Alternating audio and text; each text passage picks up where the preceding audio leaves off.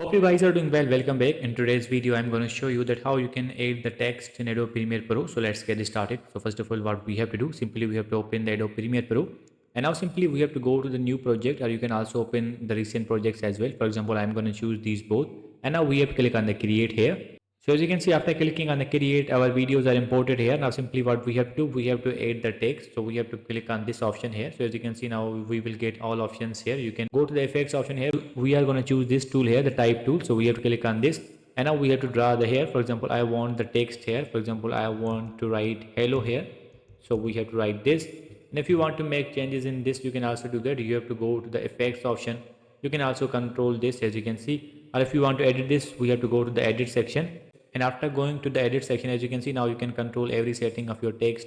For example, if you want to make it bold, you can also do that. You have to choose the text first. For example, I'm going to select this, and now we have to make it bold here. The text will be bold. If you want to increase the size, you can also do that. You can control each and every option here. And after that, if you want to change the color, you have to click on this option, and then you can change the color as well. So in this way, you can add the text in Adobe Premiere Pro, and you can edit it. I hope you guys understand this video, that how you can do that. So see you in the next video.